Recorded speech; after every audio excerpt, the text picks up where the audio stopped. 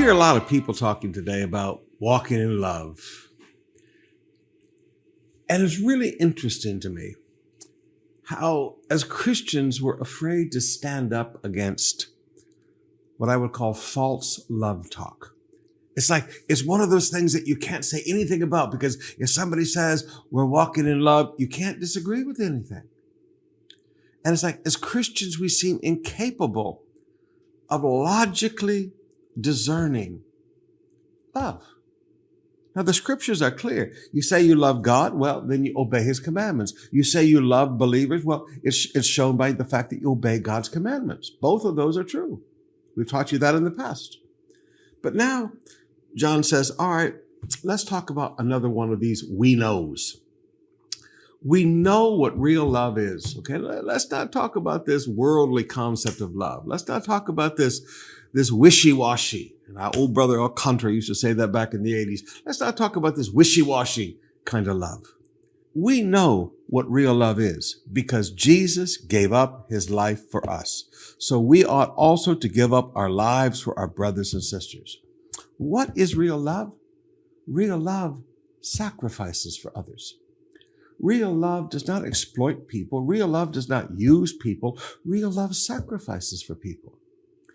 You know, there's so much in Christianity, especially on Facebook Christianity, that is a frustration to me.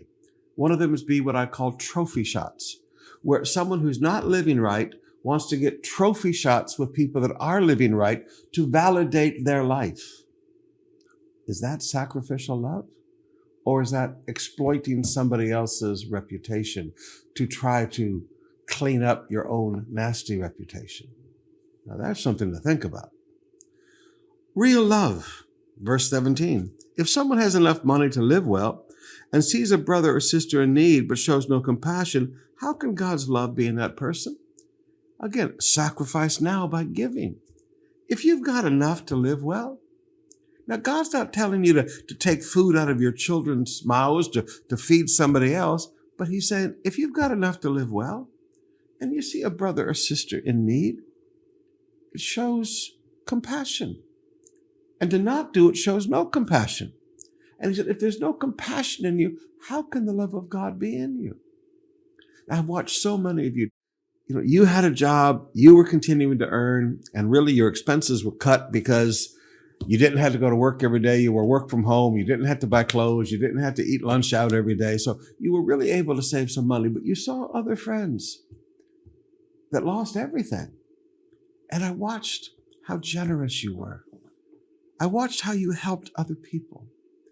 And as a pastor, sometimes I would sit and I would hear the testimonies and I would know. And you didn't go around and brag about it, but you'd hear about it from other people. You'd hear about a group of Connect group leaders that would go take food to these seniors, and they go cook some food. And you would just sit there with tears coming down your face, looking and going, Jesus, would you look at them? They're walking in love. That's what real love looks like. Verse 18 to 20. Dear children, let's not merely say that we love each other. Mwah, mwah, kiss, kiss, love, love. Let's show the truth by our actions. Our actions will show that we belong to the truth, so that we will be confident when we stand before God. Let's let our love be shown by actions. Actions of sacrifice. Actions of giving.